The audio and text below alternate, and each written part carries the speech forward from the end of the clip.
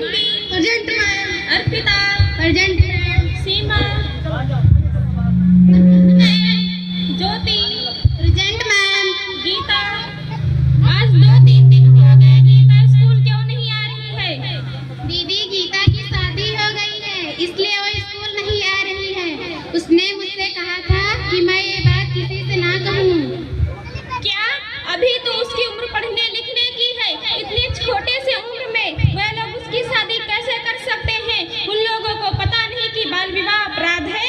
दीदी गीता रो रही थी, वो आपसे मिलना चाहती है। शायद उसे आपकी मदद की जरूरत हो। ओके, मैं अवश्य मिलूंगी। क्लास होने के बाद मैं उससे मिलने जाऊंगी।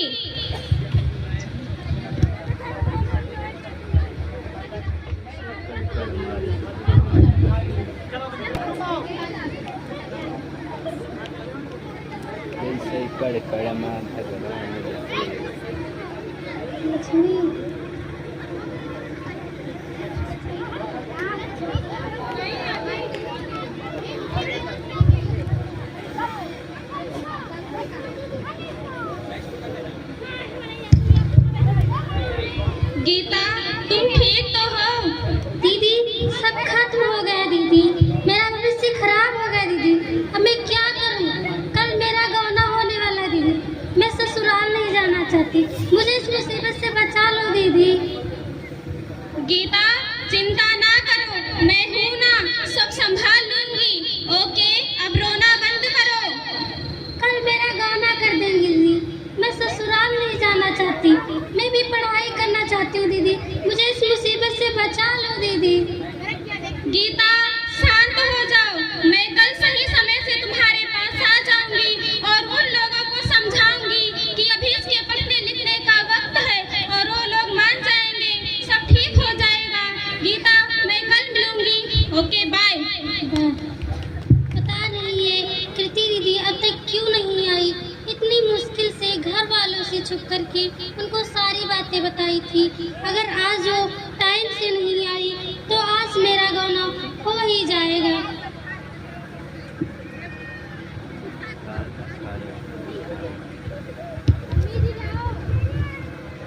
बेटी, ऐसा लड़का करके मत बैठो, लड़के वाले आते होंगे।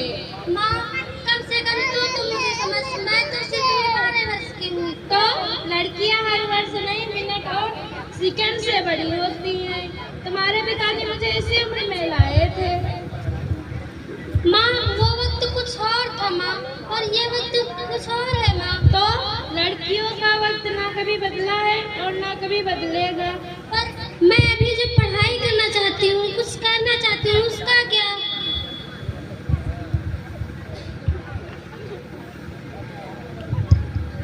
क्या करेंगी तुम पढ़ लिख कर? पति के दिल का रास्ता सीधे पेट से होकर निकलता। उठा पानी और रसोई के घड़ी तो सीख ले, यही बस काफी है।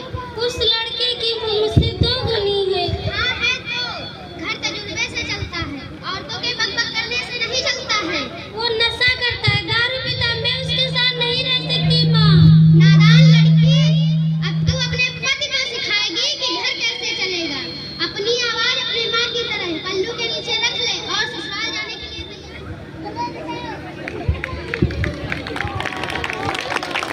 राम राम समधी जी, आओ बैठो, आपका स्वागत है। बैठने का टाइम नहीं है हमारे पास, सारी रस्में पूरी हो चुकी हैं। अब हम बहू को लेने आए हैं।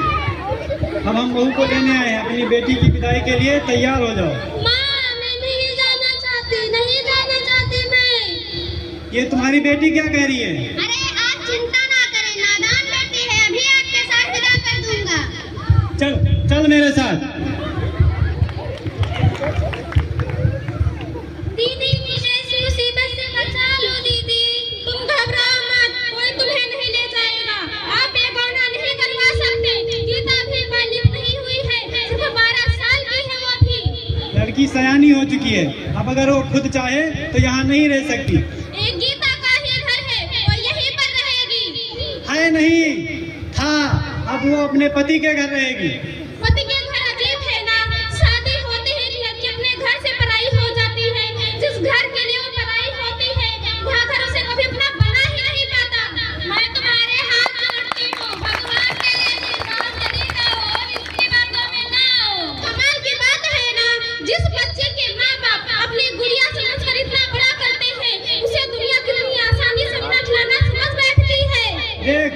मेरे रिश्तों के मामले में मत आ।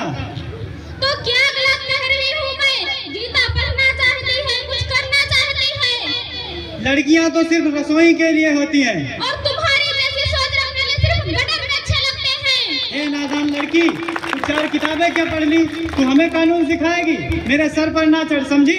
लड़की सयानी हो चुकी है, बस इतना ही बहुत है मेरे लिए।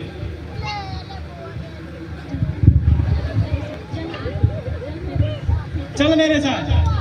अरे इसे ऐसे नहीं ले जा सकते, लड़कियों को ऐसे कैसे ले जा सकते हो? मैं चुप, हाथ जोड़ तू कर अभी- विनती करती हूँ, मुझे ससुराल मत भिजवाओ माँ।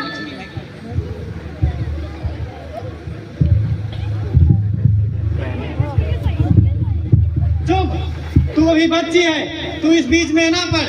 चल तू मेरे साथ। वाह, एक जानते हुए भी कि गीता भी बच्ची है, जबरदस्ती से उसका विवाह करके अपने घर ले जाना चाहते हो। ऐसे काम तुम्हारे से ना बहुत ही कर सकते हैं। तू मुझे हाथ लगाएगी? मार बेटा इसे। रुको, आप मेरे होते हुए गीता को नहीं ले जा सकते। ये है कोर्ट के ऑर्डर। लाओ हम भी तो देखें कोर्ट ने क्या ऑर्डर किया है। अरे बाप रे, हम तो डर ही गए थे।